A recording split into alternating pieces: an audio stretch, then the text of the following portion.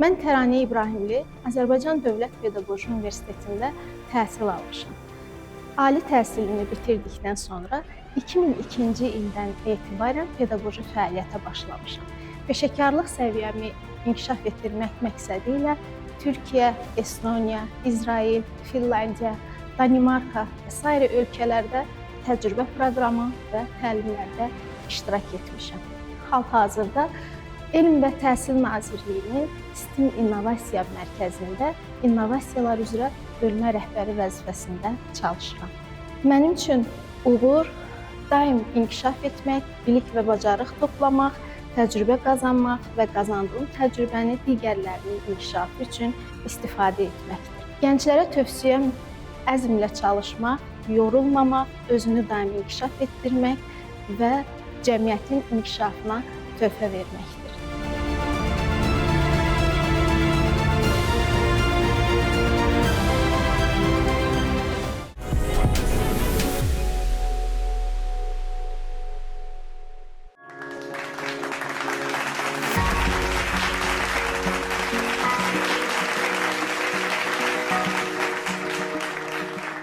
Salam dəyərli gənclərimiz, hər birinizi xoş gördük.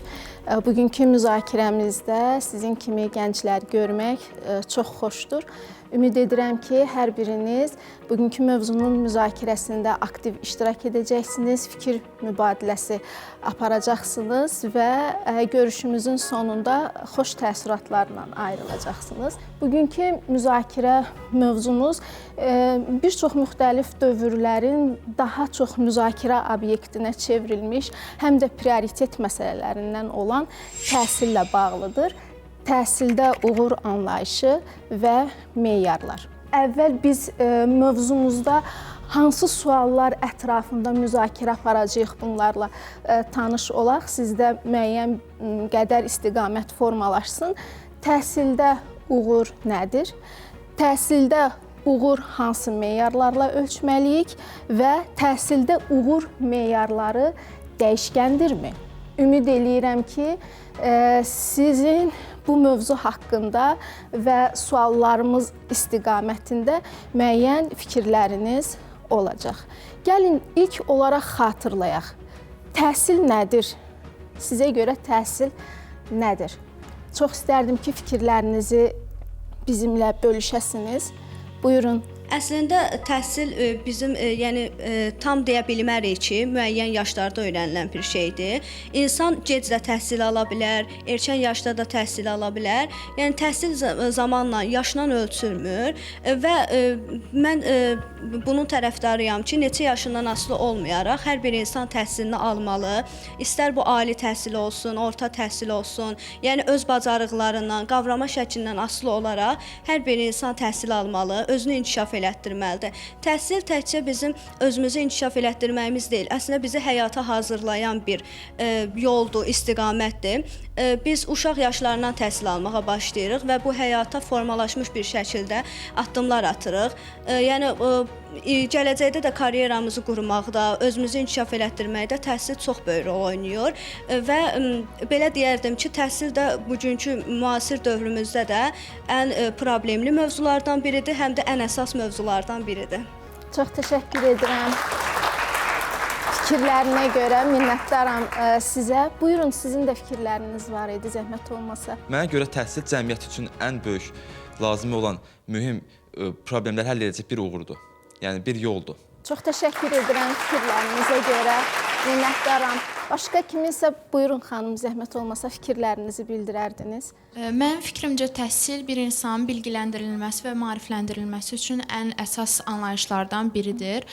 Orta təhsil müddətimizdə daha çox öz sahəmizlə uyğun olmasa da müxtəlif fənlər keçirik. Məsələn, bir şagird tarixçi olmaq istəyirsə, tarixlə yanaşı digər fənlərdə keçir.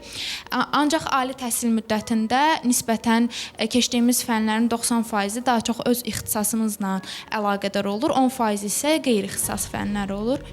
Fikrimcə, yəni təhsil budur. Uşaqlar ən çox televizora baxıb oradan görür ki, və yaxud da kitab oxuduqda görür ki, mən bu olmaq istəyirəm, bu şəxs olmaq istəyirəm. Buna da bizə ən çox kömək olan təhsildir ki, hansı ki, yazıb oxumağı, hesablamaları, bir çox şeyləri onun sayəsində, təhsil sayəsində öyrənirik. Orta təhsildə bizə bütün materialları əsas bizə Azərbaycan dili, riyaziyyat, bir də ingilis dili öyrədiləndə bütün hər bir şey öyrənir. Ancaq ali təhsildə isə bizim seçdiyimiz ixtisas üzrə professionallaşırıq. Bu da təhsil sayəsində. Çox təşəkkür edirəm fikirləriniz üçün, fikirlərinizi bizlə bölüşdüyünüz üçün. Bəli, tamamilə düzdür. Təhsil insanın bilik, bacarıq, dünya görüşü qazandığı və onun həm sosial, intellektual, həm də fərdi baxımından inkişafına yönlənmiş bir prosesdir və bu sistemli prosesdir. Nəyə görə sistemlidir? Çünki təhsildə qəbul olunan qərarlar, standartlar, meyarlar və s. hər biri təhsil alanların, təhsil iştirakçılarının yaş və xüsusiyyətlərini nəzərə alaraq tətbiq edilir. Bu baxımdan da təhsil sistemli bir prosesdir. Bunu vurğulamalıyıq. Gəlin biz tədris mühitini təsəvvür edək. Burada ekranda da gördüyünüz kimi iki tədris mühiti təsvir olunub. Təbii ki, soldakı şəkillə sağdakı şəkil arasında yəqin ki bir fərqi görə bilirsiniz və müqayisə edə bilirsiniz. Sizdən xahiş edəcəm bu fərqləri sizin dilinizdən eşidək. Necə müqayisə edərdiniz? Görsətdiyiniz bu şəkillərdə deməzdim ali təhsildə, daha çox orta təhsilə yönəlibdir. Hansı ki, orta təhsildə müəllimlərin biz daha çox gözümüzü açanda ibtidai sinif olaraq, lap 11-ci sinifə gəlsək belə özümüzü ibtidai sinifdə hiss edirik. Yalnız bir müəllimə alışmış oluruq. Burada yalnız müəllimin bildiklərini bizə ötürüb. Biz müəllimin bildiyi qədəri bilirik. Ancaq digər şəkildə isə artıq robotizm deyim sizə. Əlimizdə telefonlar, kompüterlər, bir çox texnologiyaya aid bir şeylər var ki, müəllimin dediyindən bir insana öyrənimdən daha çox artığını öyrənirəm. Ancaq əvvəlki dövrə baxdıqda isə kitablarımız var idi ki, bu mənə maraqlı gəlir, kitabxanaya gedirdim, oxuyardım. Yenə maraqlı gəldi, yenə bir kitabdan oxuyardım. Bizi süni intellektlə əvvəlki dövrə müqayisə elədikdə, məncə əvvəlki dövr daha bizə normal bilik verirdi. Sizin deməyinizdən təşəkkür edirəm fikirlərinizə görə. Belə başa düşülür ki, əvvəlki dövrdə təqdim olan məlumatlar artıq dəqiqləşdirilmiş, yoxlanılmış və təhsil alanlar üçün sırf onların inkişafına yönəlmiş məlumatlar olur. Amma müasir dövrdə məlumat mənbələri də belə deyək, istənilən məlumat təhsil alanın qarşısına çıxa bilər və burada artıq əsas belə deyim, vəzifə, əsas məqam istifadəçinin düzgün mənbəyə yönləndirilməsidir. Təşəkkür edirəm. Auditoriyanın digər iştirakçılarından da xahiş edərdim ki, aktiv iştirak etsinlər. Biz gün keçdikcə biraz da inkişaf etməyə başlayırıq və birinci şəkildə gördüyümüz kimi əvvəllər bizə sadəcə bir kitab içində olan bütün vasitələr bizim üçün yetərli idi. Lakin inkişaf etdikcə bunlar bizim üçün yetərli olmur və biz daha çox kompüterlərdən, telefonlardan, ChatGPT-dən istifadə etməyə başlayırıq və inkişaf etməyə başlayırıq. İnformasiyamızı çoxaltmalıyıq və o günə dair olan informasiyalarla yenilənməliyik. Amma əvvəlki dövrlərdə bu belə deyildi. Daha az imkanlar istifadə olunurdu və çox az əlimizdə vasitə olurdu. Amma bu şəkildə də göstərildiyi kimi artıq sadəcə kitablar bəs eləmir bizim üçün. Minnətdaram, təşəkkür edirəm. Çox maraqlı fikirləriniz var idi.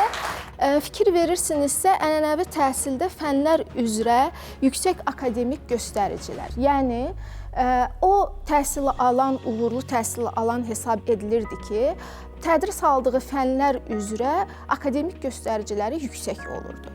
Daha sonraki meyar müsabiqə, müxtəlif yarışlar, olimpiyadalarda iştirak və yüksək nəticə əldə edilməsi, təbii ki, qızıl medallar və universitetlərə qəbul. Bu meyarları biz yalnız əvvəlki dövrdə təhsilə aid edə bilərikmi? Təbii ki, bu meyarları biz müasir dövrdə də görürük və bu meyarlar da artıq istifadə olunur. Amma müasir təhsil yanaşmasında uğur meyarlarına baxsaq biz müasir dövrümüz üçün, burada görərik ki, artıq fərqli meyarlar nəzərə alınır. Bunlar hansılardır? Problem həll etmə, tətbiq etmə, özünü idarə və zamanın düzgün idarə olunması, tənqidi və yaradıcı düşüncə, ünsiyyət və komanda ilə işləmə bacarığı, əməkdaşlıq bacarığı, Təbii ki, bu bacarıqları daha da biz sıralamanı artıra bilərik və biz müqayisə etsək görərik ki, ənənəvi təhsil daha çox biliyə əsaslanır, nəzəri biliklərə, amma müasir təhsil yanaşmasında uğur meyarları yalnız bilik deyil, eyni zamanda müxtəlif bacarıqlar da əsas tutulur. Və bunların hər ikisinin müqayisəsini aparsaq, təbii ki, fərqli xüsusiyyətləri biz sadaladıq. Amma bununla yanaşı biz onların oxşar xüsusiyyətini də deməliyik. Təbii ki, burada hər iki dövrün təhsil yanaşmasında, uğur meyarlarında oxşar xüsusiyyət biliyin olmasıdır. Hər iki dövr üçün bilik çox vacibdir. Çünki bilik olmadan müxtəlif bacarıqların formalaşdırılması da çətinlik yaradardı. Burada bacarıqları sadaladıq. Yadınızda saxlayın ki, bu bacarıqlar bəziləri 21-ci əsr bacarıqları da adlanır. Bunlar tənqidi və yaradıcı düşüncə bacarığı, ünsiyyət bacarığı, əməkdaşlıq bacarığı, bunlar 21-ci əsr bacarıqları hesab olunur. Əgər müasir dövrdə təhsil alan tədris mühitində yüksək akademik göstəricilər əldə etsə belə, amma onda bacarıqlar formalaşmasa, bu artıq təhsildə tam uğur hesab edilə bilməz. Bu artıq natamam təhsil kimi hesab olunur. Çünki hər bir təhsil alan mütləq cəmiyyətin tələblərinə cavab verə biləcək bacarıqları özündə formalaşdırmağı bilməlidir. Təbii ki, o təhsil alanlar üçün yaradılan mühit, tədris mühiti də bu bacarıqların formalaşmasında mühüm rol oynayır. Burada mən zamanın düzgün idarə olunmasına müəyyən qədər diqqəti cəlb etmək istəyərdim. Siz əgər xatırlayırsınızsa, yeni tədris ilinin əvvəlində ölkə üzrə, müxtəlif regionlar üzrə, məktəblər üzrə konfranslar keçirilir və bu konfranslarda o regionlar üzrə abituriyentlərin yığdığı ballar, akademik göstəriciləri təhlil olunur. Təbii ki, bu vacibdir, çünki bütün təhsil müəssisələrinin uğurları eyni olmur. Bəzilərində daha yüksək, bəzilərində daha aşağı olur. Bu konfransların keçirilməsində əsas məqsəd növbəti tədris ili üçün doğru hədəfi tapmaq, o hədəfə doğru düzgün istiqamətləri müəyyənləşdirməkdir. Və yüksək ballarla universitetlərə qəbul olmuş abituriyentlərlə müsahibələr aparılan zaman onların demək olar ki, böyük əksəriyyətinin vurğuladığı bir məqam olur, düzgün gün rejiminin qurulması və zamandan düzgün istifadə. Yəni onlar əyləncə üçün də vaxt ayırırlar, onlar öyrənmək üçün də vaxt ayırırlar, onlar yuxu rejiminə düzgün riayət edirlər. Yəni zamanı, gün ərzində zamanı düzgün planlayır və o zamanlamaya ciddi şəkildə riayət edirlər. Təbii ki, bu da onlarda nə fiziki, nə psixoloji yorğunluğa gətirib çıxarmaya imkan vermir və uğurlarının başlıca səbəbi kimi çalışqanlıqla yanaşı, eyni zamanda zamanın düzgün idarə olunmasını da vurğulayırlar. Digər 21-ci əsr bacarıqlarından qeyd etdik ünsiyyət və komanda işi. Yadınızdadırsa, bayaqki şəkildə mən dedim, bu şəkli yadda saxlayın, bir daha qayıdacağıq. Ənənəvi təhsildə fikir verirsinizsə, tədris mühitində şagirdlər və yaxud da təhsil alanlar əsasən tək və cütlər şəklində masa arxasında əyləşirdilər. Müasir dövrümüzdə isə biz masa arxasında bir təhsil alanın deyil, qruplar şəklində müəyyən bir fəaliyyətin və yaxud da layihənin hazırlanmasını, işləməsini yerinə yetirirlər. Nəyə görə? Çünki müasir dövrdə 21-ci əsr bacarıqlarından hesab olunan əməkdaşlıq hər bir gəncin, hər bir təhsil alanın növbəti mərhələdə təhsil alması, eyni zamanda gələcəkdə karyera qurması üçün çox vacibdir əməkdaşlıq etmək və ünsiyyət.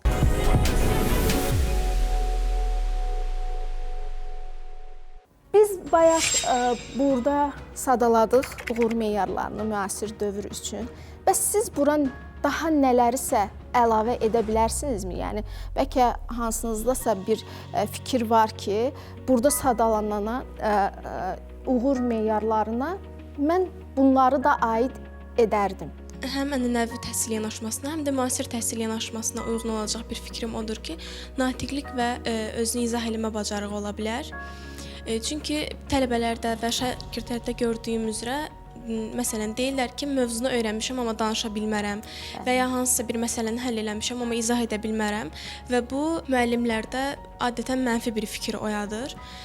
Ona görə də natiqlik və ya izah eləmə bacarığı, özünü izah eləmə, hər nə qədər bir mövzu barədə məlumatın olmasa belə, yüksək natiqlik bacarığı bu mövzuda sizi önə çıxara bilər. Buna görə hər iki təhsil yanaşmasında məncə natiqlik bacarığı olmalıdır mütləq. Çox sağ olun. Təşəkkür edirəm fikirlərinizə görə. Gəlin müzakirəmizi davam etdirək. Bayaq xanımın da vurğuladığı kimi, təhsildə uğura təsir göstərə biləcək amillərdən biri də psixoloji dayanıqlıqdır. Psixoloji dayanıqlıq deyəndə hər bir təhsil alan təbii ki, psixoloji olaraq müxtəlif təsirlərə məruz qalır. Hansı tərəflərdən bu təsirlər gələ bilər? Ailə, məktəb mühiti, təhsil alan, təhsil verən münasibətləri və cəmiyyət. Və bunun davamını mən sizdən istəyəcəm. Ailədə təbii ki, bəzən olur ki, təhsil alanın istedadı, özündə gördüyü istedad və yönlənmək istədiyi istiqamət bir fərqli olur. Amma ailə tərəfindən həminki istiqamət üzrə öz təhsilini davam etdirməkdə müəyyən maneələrə rast gələ bilir. Bu da təhsil alanda müəyyən qədər psixoloji təsirə məruz qoyur onu, təbii ki, mənfi tərəfdən. Məktəb mühiti, düzdür, məktəblərin idarə olunması dövlətin qoyduğu standartlar, meyarlar əsasında olsa da, amma hər bir məktəbin özünün bir kiçik mühiti olur. Bunlar bir-birindən fərqlənir. Təbii ki, məktəb mühiti daim təhsil alanların istedadının üzə çıxarılmasında, onların istedadının inkişaf etdirilməsində və təhsildə uğur qazanmaqlarına yönlənməlidir. Bu baxımdan da biz deyə bilərik ki, həm qəbul olunan təhsil haqqında qanunda, həm təsdiqlənən təhsil pillələri üzrə dövlət strategiyalarına biz diqqətlə nəzərdən yetirsək, orada həm bayaq vurğuladığımız bacarıqları, həm də təhsil alanların uğur qazanması üçün onlara dəstək göstərilməsini, lazımi mühitin yaradılması, maddi-texniki bazanın təmin olunması qarşıya bir məqsəd kimi qoyulur. Eyni zamanda psixoloji dayanıqlığa təhsil alan, təhsil verən münasibətləri çox vacib mövzudur. Bu son dövrlərin də ən çox müzakirə olunan məqamlarından biridir. Çox təəssüf ki, bu təhsil alan, təhsil verən münasibətləri son dövrlərdə bir o qədər də belə deyək, yaxşı tərəfdən özünü göstərmir. Amma mən əminəm ki, məktəbdə və yaxud da universitetdə fərqli təhsil pillələrində çalışan təhsil verənlər hər bir təhsil alanın inkişafı üçün ona həm psixoloji dəstək göstərir və dəstək göstərməlidir. Eyni zamanda onun istedadının üzə çıxarılması, bilik və bacarıqlarının yüksək səviyyədə inkişaf etdirilməsi üçün mütləq dəstək göstərməlidir. Və cəmiyyət. Cəmiyyətin hər bir gəncə, hər bir şagirdə, tələbəyə təsiri böyükdür. Amma buna baxmayaraq hər bir gənc özünü psixoloji dayanıqlığını yüksək səviyyədə göstərərək özünü daha da inkişaf etdirməli və cəmiyyətin hansısa mənfi təsirlərinə belə deyək, dözümlülük göstərməli, özünü inkişaf etdirməlidir. Mən sizdən xahiş edərdim bu sıralamanı siz fikirlərinizlə davam etdirəsiniz. Daha nəyə əlavə etmək olar bura? Riyaziyyatdan zəifəm. Hamı deyir ki, riyaziyyatdan zəifsənsə get riyaziyyatı çalış, get riyaziyyat üzrə oxu, onu düzəlt. Amma əksinə, məsələn, mən ədəbiyyatdan yaxşıyam, ədəbiyyatın üstünə gedib daha da mükəmməlləşdirə bilərəm. Yəni bizim cəmiyyətdə ən böyük problemimiz budur ki, qıraqdakı fikirlərə çox önəm verməyimizdir. Bəs Bir sual da vermək istəyirdim. Sosial medianın təhsildə uğur qazanmaya təsirini siz necə ifadə edərdiniz? Buyurun fikirlərinizi zəhmət olmasa. Mən Məmmədova Fidan, Mədəniyyət və İncəsənət Universitetinin 4-cü kurs tələbəsiyəm. Əslində orada göstərilən hər şeyə qatılıram, çünki bu effektlər həqiqətən bizim həyatımıza çox təsir eləyir. Amma önəmli olan öz səsimizi tapmaqdır. İndi sosial media indiki zamanda çox qlobaldır, gündəmdədir. Əslində həqiqətən istifadə etdiyimiz zaman çox müsbət tərəfləri var. Amma məsələn mən hal-hazırda tutaq ki, İncəsənət Universitetində ssenaristlik üzrə təhsil alıram. Məsələn, sosial mediaya baxanda çox insanlar çox paylaşım eləyirlər. Yəni məsələn etdikləri təhsildə uğurlar, getdikləri yerlər, təhsillə bağlı şeylər istərsiniz bu məndə qiyas hissi yaradır və özümü o an nə bilim bəlkə də aşağıda hiss edirəm. Bu cəhətdən əslində mənə sosial media yəni yaxşı təsir eləmir. Amma əlbəttə ki, yenə dediyim kimi istifadə etdiyimiz zaman sosial medianın çox müsbət cəhətləri olur bizə.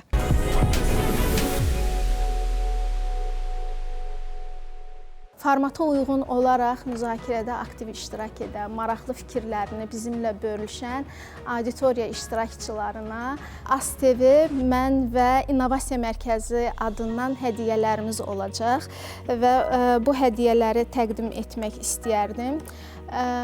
Bizim Mədəniyyət və İncəsənət Universiteti, səhv etmirəm, siz idiniz. Zəhmət olmasa yaxınlaşardınız.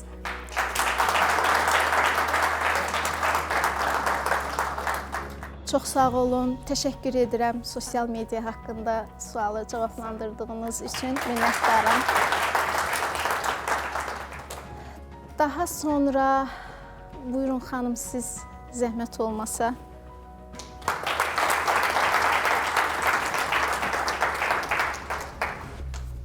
Buyurun, STEM İnnovasiya Mərkəzinin tərəfindən sizə hədiyyəni təqdim edirəm. Buyurun, xanım, siz fikirlərinizi bölüşdüyünüz üçün.